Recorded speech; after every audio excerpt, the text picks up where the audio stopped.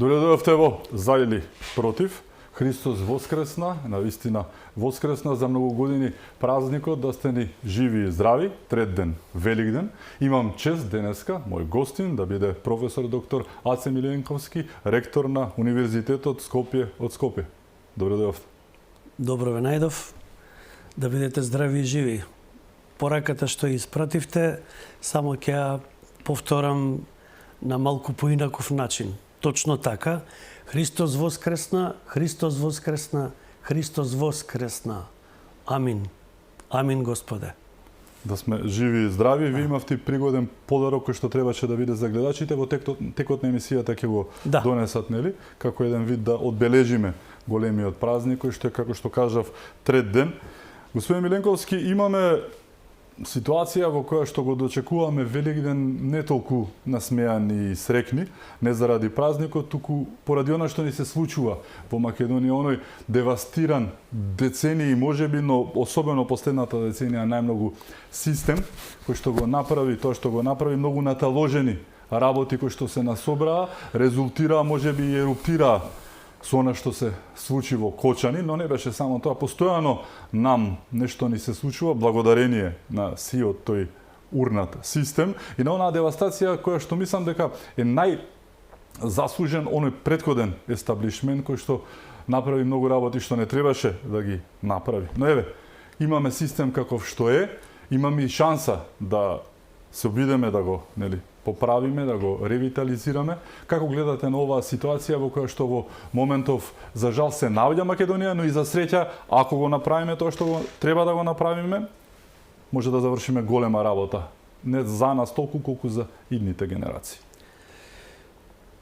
Почитуван Цветановски, ќе се вратам малку назад, за да се обидам да ја објаснам работата и во мојот даскалски начин на објаснување мора да допреме до почетокот. Чинам дека уште во првата половина на 90-тите и самата 90-та година, уште пред да бидат распишани изборите во нашата татковина, на веќе тогашниот на повидок повеќе партиски систем, последната влада на Глигорија Гоговски, велам смислено, го укина комуналниот систем во државата. Што значи тоа? Тоа значеше тоа што ние го имаме како последица сиви овие години наназад, па и денес. Тоа значи дека општините се обезвластија. Тогашните председатели на општините повеќе нема ингеренции на својата територија, ама баш никакви. Еден таков принцип на работа наследев и јас во мојот прв мандат во 96-та година како градоначалник на тогашната општина Чаир, каде што речиси немавме право за ништо, немавме ингеренции, а имавме обврски кон граѓаните и не можевме да ги вршиме како што треба.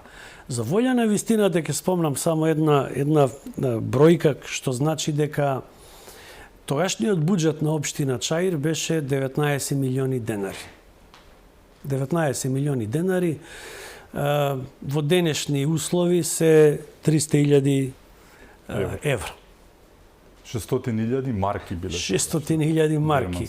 И што можете денес со 300.000 евра, толку можевме и тогаш со 600.000 марки или со тие 19 милиони денари. Но сега, не зборувам сега за тоа. Сакам да кажам дека од почетокот на осамостојувањето на нашата држава, уште и во состав бевме на Југословенската заедничка држава, почна обструкциите кон тогашната Социјалистичка република Македонија. Обструкции од највисоко ниво, обструкции од меѓународно ниво, но највеќе квислинзите кои што овдека беа кај нас, нашите сонародници, кои што им служеа на другите интереси. Што значи тоа? Тоа значи дека ние и да сакавме, не можевме да имаме правилен избор. Затоа што виде таа влада, виде тогаш Сојузот на комунистите на Македонија дека на повидок е некоја нова енергија, нова боја, црвена. Црвената боја е бојата на револуциите, бојата на нашата Македонија, бојата на нашиот ВМРО. Црвената боја преовладуваше во расположението на луѓето и тие знаеа дека ќе ги загубат изборите, како што знаеја и сега. Меѓутоа, токму затоа ја направија таа обструкција на комуналниот систем и од сите општини ги одземаа ингеренциите. Инаку, за волја на вистината, ќе ви кажам дека, например, мислам дека 32 место во Југословенската заедничка држава по бруто приход на глава на жител беше нашиот Радовиш. Втор во Југославија по бруто приход по глава на жител беше мојот Пробиштип. Го викам мојот Пробиштип бидејќи мајка ми е од таму родена, па еден корен влечам и јас од таму, од тоа прекрасно градче. Да, што значи да се биде втор во Југославија, тоа значи дека општината остварувала огромен буџет. Со тој огромен буџет на својата територија таа успеваше да ги одржува граѓаните срекни. 28 август, меѓу другото, кај нас се слави голема Богородица. Меѓутоа, 28 август е и национален ден на рударите во Република Македонија. Тогаш Пробишти беше целиот во славење, во веселби. Луѓето беа ведри, весели и срекни. Нивните семејства беа задоволни од тогашниот живот. Стабилен живот. Но што се случи потоа? Потоа и првата влада на Социјалдемократскиот сојуз продолжи во истиот правец да ја уништува нашата татковина. Ова јас не го зборувам сега затоа што сум од почетокот член на спортивната партија од нив гледано. Меѓутоа, дека тоа е вистина. Па и тогаш имавме ние две страшни несреќи. 93 година на 11-тата секунда од полетувањето на авионот во Палер, Фокерот, падна каде што загина, тоа беше невидена катастрофа од таков размер, дури и за поширокиот регион, дури и за целата поранешна југословенска држава. Но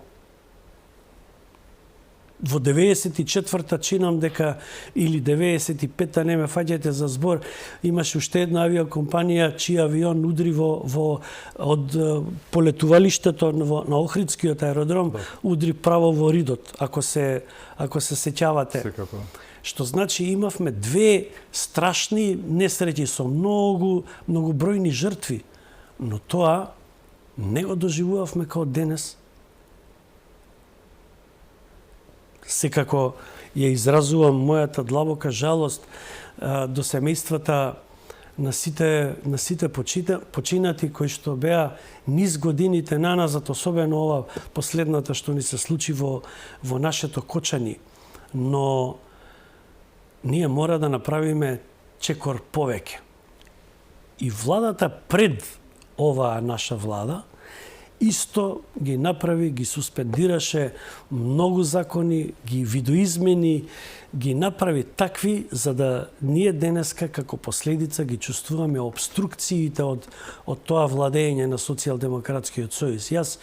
Јас сум, ама тоа се провлече во сите пори на животот во нашето општество. И сега ќе се сложам со изјавата на почитуваниот премиер, па што попрво требаше ние да фатиме? Односно, за што попрво да се завзема? Дали за меѓународната разнишана, и тоа страшно разнишана позиција на нашата татковина, или за внатрешниот економски криминал, или за тендерскиот криминал или за било што друго, точно така, сега малку ќе ни треба време. Не може све одеднаш. Ќе ни треба време. Меѓутоа, времето од еден мандат мислам дека е сосема доволен. И што е она карактеристично денес? Ги гледам истите луѓе, истите имиња, истите презимиња, кои што беа ги виореа знамињата на шарената револуција. И сега се обидуваат да го повторат тоа истото. Некаков пленум, некакво одење по Партизанска булеварот, некакво собирање во рамките на дворот на нашиот најголем универзитет, Светите Кирил и Методиј, нели да направат некаков бунт, граѓанска непослушност. Тоа, се извинувам, денес не можат, не пали веќе тоа.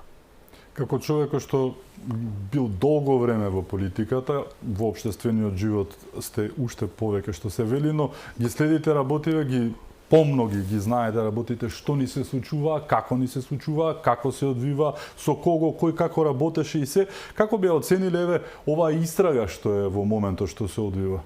Помина месец и неколку дена од трагедијата во Кочани, но јас барем еве 26 години во новинарството не сум видел вака нешто да се случува, да се фати се од корен, да има над 60 има притворени осомничени, кои во притвор, кои не, но толку ќе се проширува неверојатно истрагата од сите оние кои што ми беа гости, експерти за безбедност, криминолози, и тоа е факт, нели? Рокот е за 2 месеца, некој вела дека ќе се пробие, некој не, но гледано во однос на тоа како се одвива, а споредбено можеби со оние трагедии кои што за жал ни се случува и во минатото и во тоа не толку далечното минато, како би оцениле оваа истрага што во моментов сега спроведува оваа влада, но да, тука е јавното обвинителство кое што е атавизам од минатиот систем, знаеме како се избрани и се, но еве ставени се во редот, во колосекот, затоа што мораат да го сработат тоа што треба да го сработат, но како вие би оцениле истрагата која што досега еве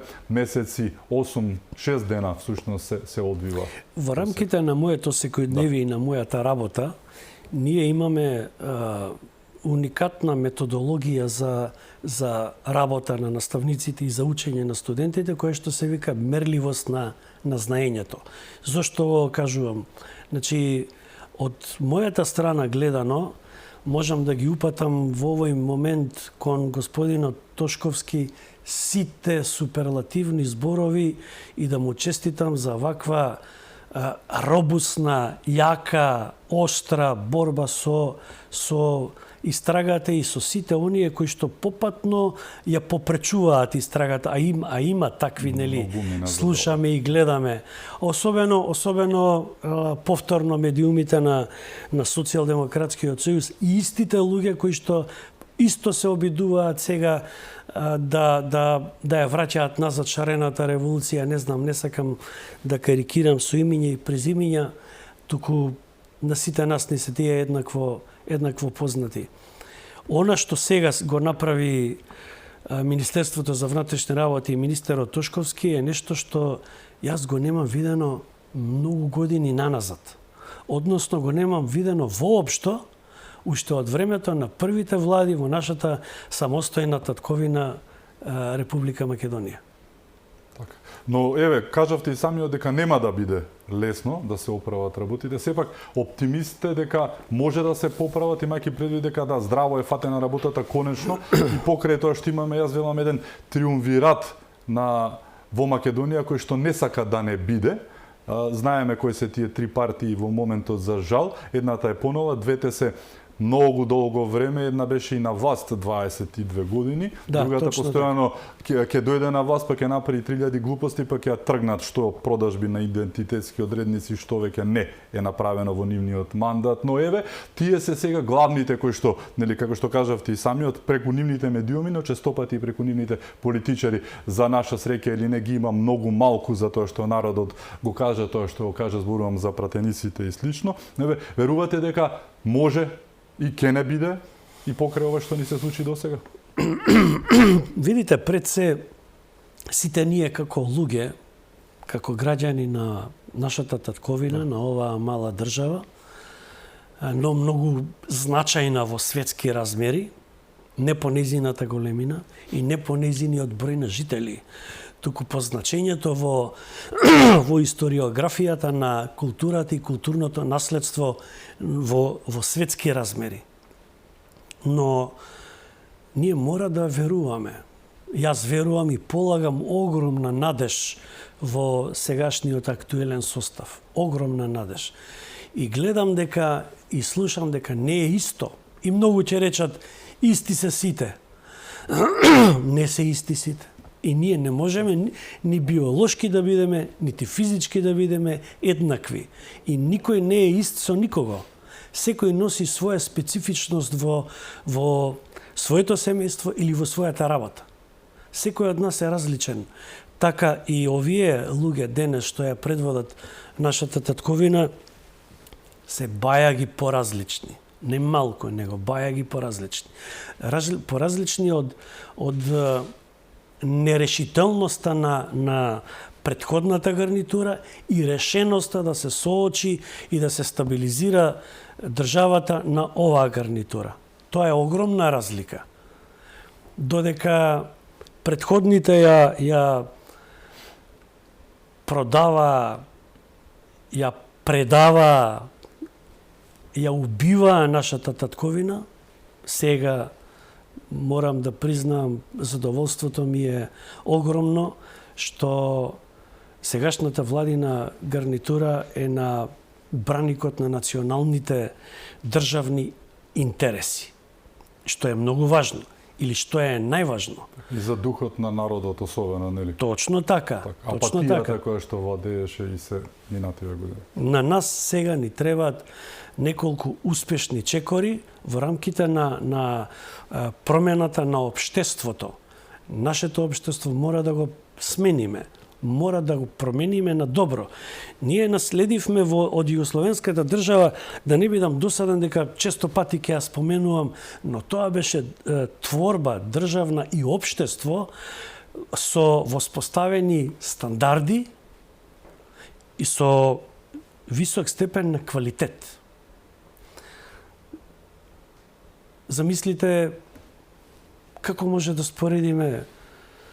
Во истата држава беа и Словенија, беше и Хрватска, беше и Србија, која што ги задржа, беше и Црна Гора, беше и Босна и Херцеговина. Како може само ние да ги срушиме воспоставените критериуми и стандарди?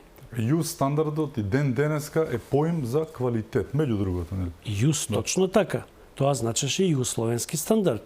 Но ние денес се обидуваме да направиме некаков стандард и ако еден прави, 10 мина рушат. Знаете како е?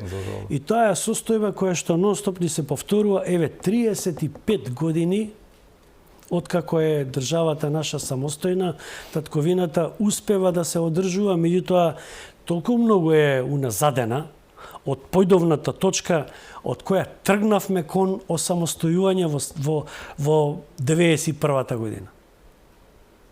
Наместо да одиме напред, ние стоејќи во место, практично чекориме назад и пропаѓаме во бездната на амбисот.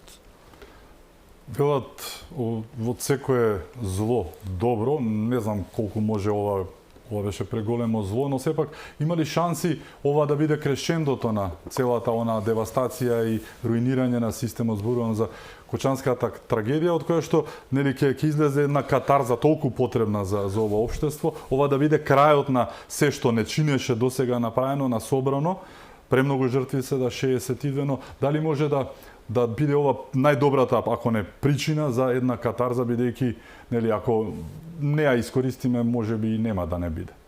Па заправо многу сте во право и токму ако не се случеше таа работа.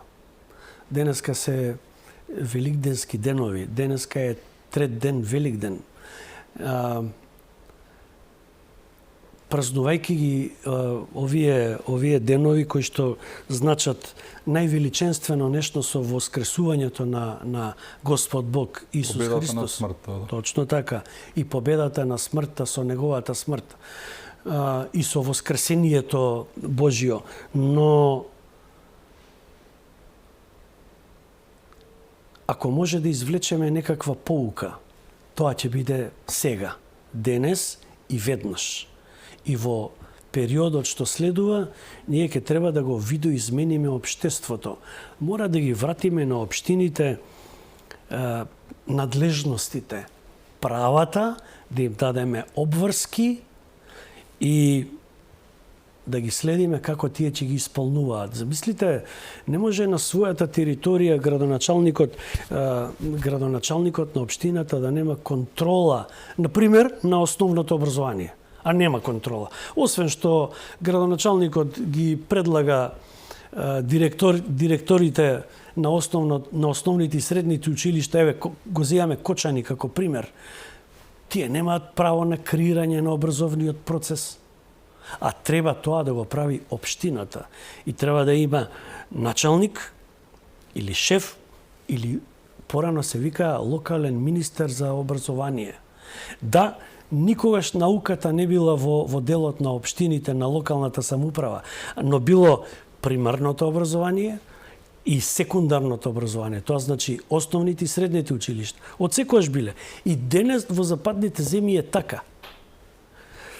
Универзитетите се на државно ниво. Примарното здравство, амбулантите, секундарното здравство, поликлиниките исто мора да бидат под општините. Локалните судови треба да бидат под општините и така биле претходно. И судот во Штип, и судот во Кочани треба да биде под градоначалничката, под локалната самоуправа.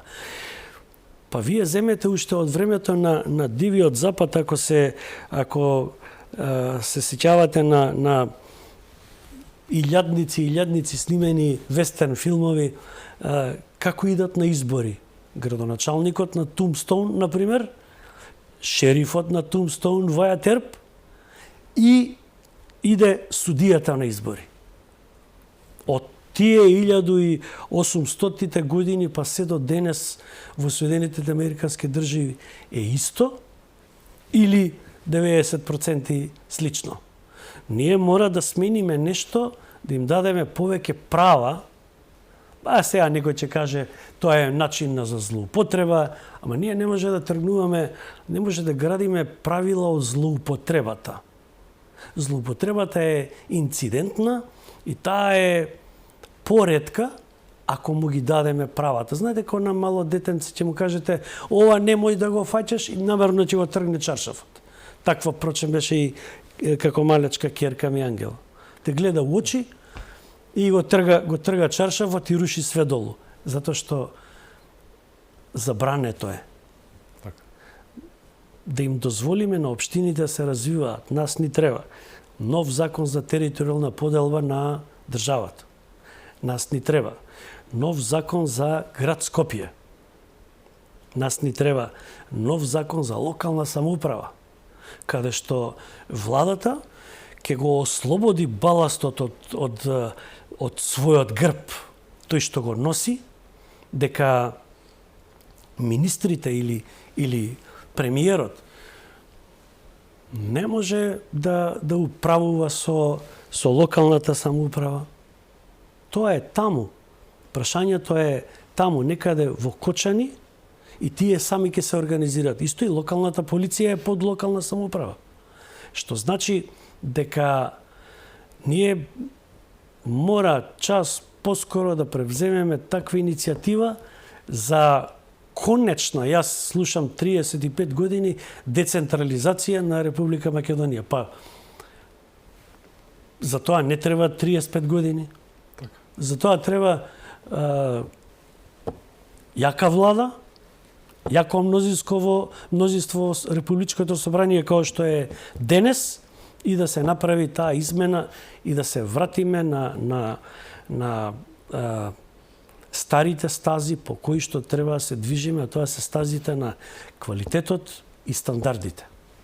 Еден од најизразените нус ефекти на оној разрушен систем, мислам дека токму и иселувањето, бидејќи честопати тоа беше констатирано дека луѓето од државата не се иселуваат толку заради економски причини, туку голем дел затоа што веќе не се чувствуваа дома, дека се дома, односно свој на своето, со она што не го направи, особено минатата влада со идентитетските одредници кои што ги продаваа ѓамити на бувљак на канта пазар се работеше, само мислејќи дека со тоа ќе обстојат на власт благодарение на странците и сето тоа, на крај испадна дека не било баш ни така, но еве факт е дека иселувањето зазема огромни размери. Се сеќавате на оние кондури кои што ги оставаа пред влада, за да после следните години тоа биде пута 2, буквално пута 3 истото тоа иселување, кое пута што 10. Така, за жал ни се случува. Како да ги задржиме младите луѓе? Вие работите со млади луѓе, но како да ги задржиме младите во Македонија? Еве ќе ви дадам еден последен пример од вчерашниот ден. Вчера бев во село Сопот, Свети Николско. Оттаму е мојот корен по татковата ми линија, по дедо ми, прадедо ми и така натаму. Се собравме по повод поставување на нова камбана на локалната селска црква. Имаше и млади луѓе, кој работи у Словенија, кој работи вамо, кој работи онаму. Велам, деца, вратете се во татковината. Немате поубав живот отколку овде во својата земја, затоа што на своето парче секој од нас тежи доволно силно. Каде и да одиме по светот, секогаш ќе видиме второрангирани, треторангирани или понатаму. 10 најверојатно. Точно така. Божо. Јас имам пример, брат од татко ми, значи Чичко мој, 58 година е иселено тука и живее во Торонто. Не е лесен тој живот. И нема враќање назад. Штом ќе влезеш во тој лавиринт на диаспората, тешко е враќањето назад. Тешко е да се помири некој дека заминал за Шведска или за Германија или за Швајцарија и дека не успел и треба се врати назад од каде што тргнал натаму. Ама јас ги советував децата и тој еден од нив, Раде, мислам се викаше, ми потврди дека да, така е, Аце, вика, затоа што јас, вика, станувам, идам во 7 на работа, станувам во 5, идам во 7 на работа, се враќам во 5. Ручам или вечерам и легнувам да спијам за тоа што сум исцеден од работа. Немам за друго време. Што значи тоа е сосема некоја друга приказна, која што ние не можеме да издржиме таа приказна. И треба да ги задржиме децата тука. Сите млади, почнувајќи секој од себе. Јас, моите деца, вие, вашите деца, и секој македонец, своите деца, и секоја македонка, своите чеда. Треба да ги задржиме тука. А како ќе успееме да ги задржиме? Не може на сила, се разбира, но ќе успееме само со промена на општеството и општествените услови, на начинот на живење, на сигурноста нивна, на безбедноста нивна. Не може да се случува усред бел ден да се случува дека некој влегол во кај читав денеска на вести во Карпуш некаде тука каде што работиме и ние, било ограбено некое дете со некој, не знам, со нож. Значи тоа не смее да се случува. А тоа е затоа што локалната полиција, полициската станица Карпуш е под управа на посебен сектор во рамки на Министерство за внатрешни работи, но нема доволно полицајци. Јас имам некаква внатрешна информација дека и на конкурсите кои што ги распишува Министерството за внатрешни работи за обука за нови полициски службеници, дека не се јавуваат во доволен број. Што значи тоа? Тоа значи дека не се чувствуваат безбедни. Па сетете се на она голгота на она полицајка која што беше истепана на со пајакот пред Мавровка. Ако ви текнува пред Мавровка, нели? Па јас немам видено на друго место да се случуваат работи кои што им се случуваат на нашите домашни полицајци. Так.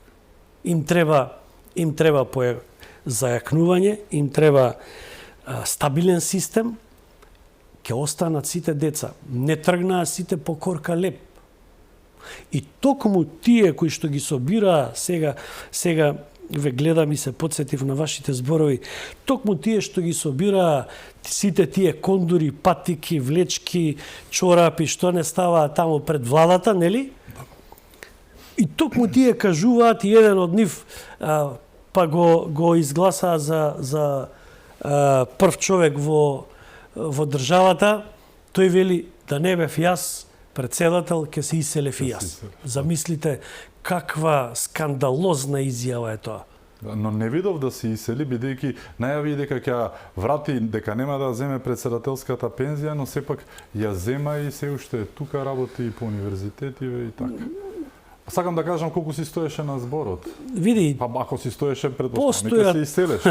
Постојат меѓу нас луѓе кои што јас ги нарекувам пишманаџи, нели? Едно кажи утрово, трето попладне, сосема различно до вечерта и така нон-стоп како ветрот кога дува покрај Вардар, нели, тој повардарец или развигор кој што ја разладува малце вжештената скопска атмосфера, така и овие нон-стоп менуваат ставови, нон-стоп и сега ги гледам и ги слушам, ги читам, не ми се верува дека возрастни луѓе, универзитетски професори кажуваат такви небулозни состојби и повторно ми звучи тоа како шарената револуција да се обидува да ја вратат само денеска во некои други бои, можда не толку шарена.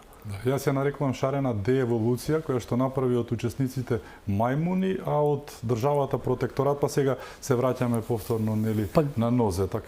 Па види што све таа влада направи, па јас не можам, јас не можам да се ставам прво во чевлите на членовите на владата за да ги разберам нивните чекорења. Тие чекори се за восхит. Затоа што толку е нападната македонската држава, македонското општество, не само од надвор, највеќе од внатре. 2 подписа. Што значат? Еден на Преспанскиот договор, другиот на добрососедскиот договор. 2 подписа значат толку голема катастрофа од која ние ќе ни треба, па мислам, цела деценија да дојдеме на поидовна основа. Велат, најдобар начин да уништите една држава е да го уништите образованието. Исто она девастација, разрушување кое што траеше со години, има и честни примери кои што одскокнуваат од приказката како што е вашиот, но особено ударот беше врз основното и средното образование. Од најмали нозе, оние витекнува авантури на Царовска со релативизациите, новите програми, спојувањето на историја, географија, те општествени и природни науки, оној калабала кој што беше направен во главите на децата, за да направат една единствена работа, да ги тргнат бугарите, односно она што пишуваше за бугарскиот окупатор и се она кој што сме го учели, кој што е историски факт, кој што го потврдува целата ни историја светска, не зборуваме македонска, нели? Но еве, направија што направија, образованието сепак и тоа полека се враќа, тежок процес. Најдобро знаете, ректоре, како е да се образува некој, колку е тоа сето тешко, но колку тоа образование, враќањето на вистински нозе, може да ни помогне во целата оваа приказка, особено во задржувањето на младите, не да ги образоваме, па како што прават си ода 20 лекари имаше во една германска болница во една репортажа. 20 македонски лекари беа во истата болница, што зборува многу, нели, за Замислите, пред да поминам на директно одговарање на ова ваше прашање за образованието и за образовниот процес, само во моментов се сетив за една страшна работа што се случуваше во нашата држава во време на претходната влада, и тоа беше при крајот. Замисли, Словенската агенција за вработување се вдомила во нашата агенција за вработување и таму прави интервју со наши македонски млади деца и им нудат работа. Па тоа поголем удар од тоа има ли некој? Тоа е срам. Замислите дека вие можете сега да отидете во Србија или во Бугарија или во Грција, еве не ја земам Словенија како пример. Нека биде Уганда и таму ќе ви се наутат и ќе ви збркаат да не ве лажат. Како може да влезеш како државна институција во друга државна институција и да правиш регрутација на кадар? Така. Тоа е страшна работа. Во кој што државата инвестирала, семејствата инвестирале, се и вие добивате готов производ. Точно, и колку што се сеќавам на тогашните податоци, беа дека некаде 6.500 млади луѓе регрутирала Словенската агенција за вработување и ги однесе во Словенија. Так. И колку пати е тоа направено по колку луѓе? И се млади луѓе. Тоа е само Словенија, да. И тоа е само една држава. Да. Само Словенија. Да замислиме како сега ни доваѓаат, например, отвори бизнис у Словенија, повторно, отвори бизнис ваму, отвори бизнис таму. Правила како се отвара фирма во Словенија. Чекајте. Зашто ни е тоа? И тоа излегува на сите социјални медиуми. И конечно ќе кажам, пред да зборам за образованието, социјалните мрежи стана важечки фактор во креирањето на јавното мислење и тие се дел од медиумскиот простор. Facebook, Instagram, Twitter, TikTok, LinkedIn. Ако некој не кажав, ќе се сетам попатно, и сите тие мора и треба да бидат во делот од озаконувањето. И портали, се што да, ако Фејсбукот мој, приватен, решам да биде за моите пријатели, за моите роднини, и ако не го креирам јавното мислење, тогаш тој ќе биде приватен. Но ако во него изнесувам јавни ставови по прашање уредување во државата, по прашање образование, здравство, политика на државата, тогаш јас се обидувам да креирам јавно мислење. И тоа мора еден од сегментите и законот за медиуми во нашата држава. Да, и во моментов тој ги става, се занимава токму со порталите, да ги стави во рамки со права, но и со обврски кои што тие ги имаат. Имено, точно. Да. Сега вие сте овде респектирана, авторитетна и докажана телевизиска медиумска куќа и сега ќе ви конкурира некој со едно сопче 2 на 2, ставил камера и изиграва телевизија. Така, еден вработен, така. Па еден дури и ни еден. Да. Мислам, тоа е... Да. И тие работи исто мора да застанат. Истото важи за образованието. Образовниот процес, да, точно е тоа, дека ако сакате да срушите една држава и да убиете еден народ, земете му го образованието, а нас почнаа да ни го зимаат. И повторно, квислиншки, одредена групација на политички субјекти, тоа го прават цело време. 34-та година поред, да. така. Да. Цело време го прават. Почитуваната господја која што ја спомнавте, не сакам да ја именувам, но таа може све беше, само не беше министер. Јас сум добар дел од мојот живот. Невладина организација, така. Да. Па гледате дека целиот тој процес потекнуваше од тие невладини организации. Земете, како се викаат, се обидувам да не употребувам англизми, нели, но меѓутоа позицијата на организациите на невладините Сорос, Шеми, да.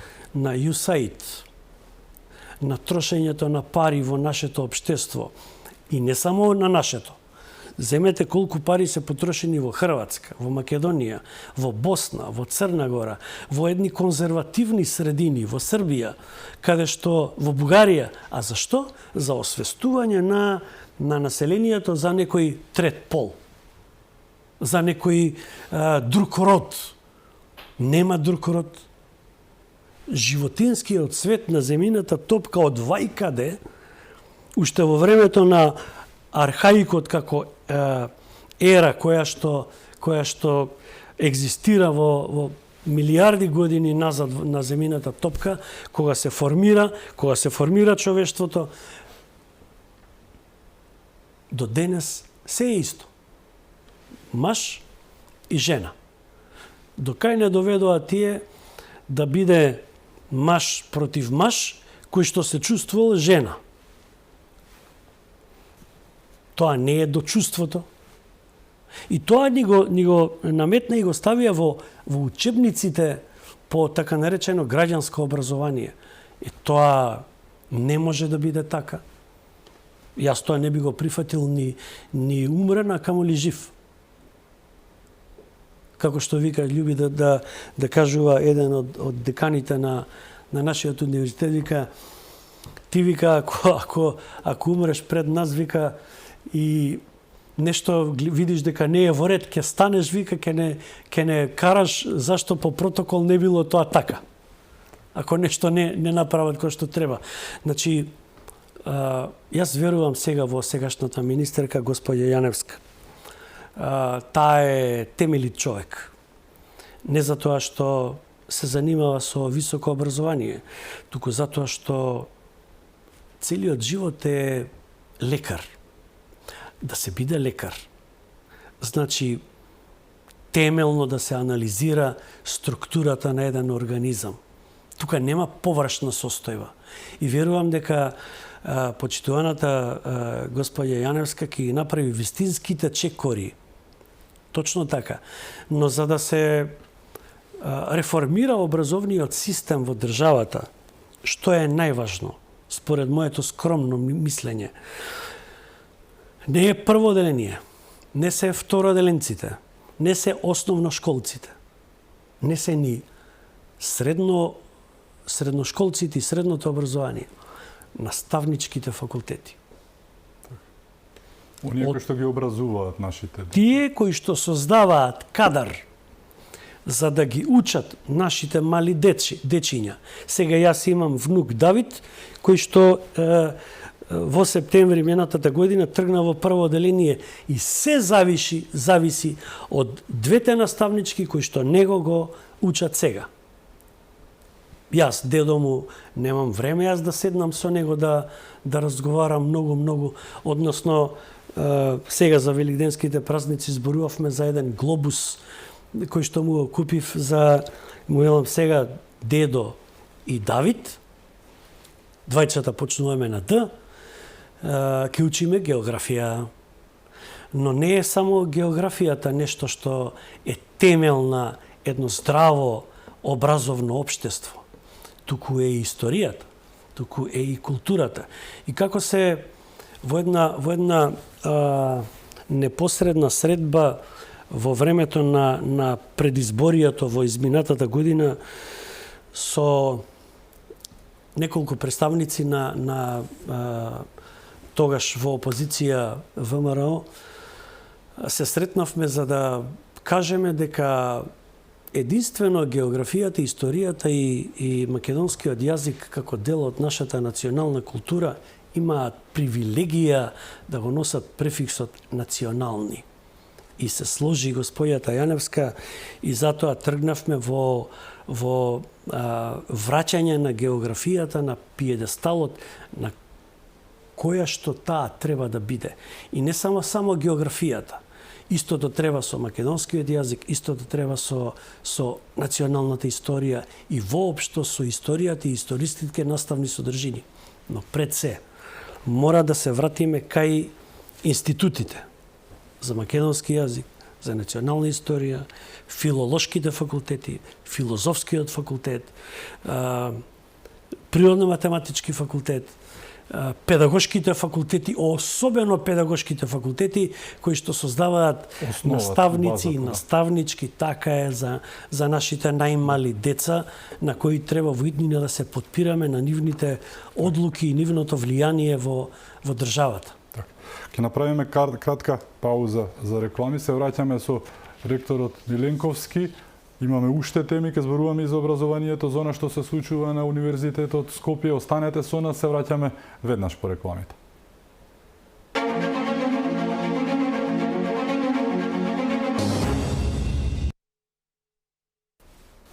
Се враќаме во За или против. Мој гостин е Аце Миленковски, ректор на Универзитетот Скопје. Професоре, завршивме со образованието, не почнуваме со едно традиционално нешто македонско, христијанско. Повелете. Ова скромна корпа со великденски црвени јајциња на кои што е врежан со ласер нашиот знак, нашето лого, Универзитет Скопје. Со ова сакам да ви го честитам на сите Великден, нашиот најголем празник, православен и христијански. Сакам да посакувајќи ви од Бога добро здравие, посакувајќи ви на сите во Алфа телевизија од Арно да не куртулите.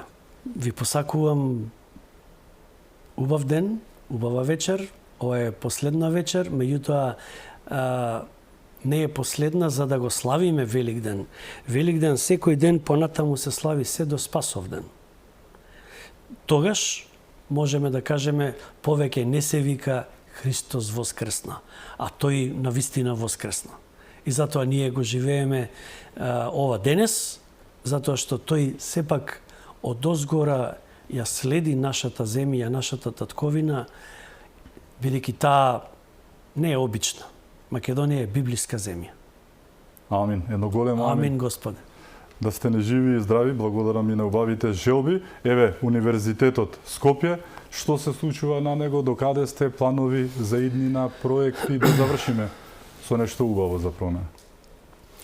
Па не се случува ништо посебно, освен што тековно се подготвуваме за новата академска година, бидејќи ова веќе привршува. Сега нашите студенти се до 5 мај, се на пролетен распуст и се слободни малку да земат здив, затоа што методологијата која што ја работиме, а тие по која учат, не ги остава да дишат слободно и по нивни избор. Едноставно се движат во учењето по низ семестрите, по предмети, по колоквиуми, на крајот завршуваат со завршни испити, тоа што го практикуваат сите американски и сите западноевропски универзитети.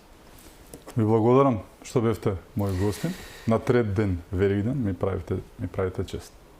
Јас сум посебно благодарен до вас лично, господин Љупчо Цветановски, до целата ваша респектибилна, авторитетна и докажана телевизиска медиумска куќа.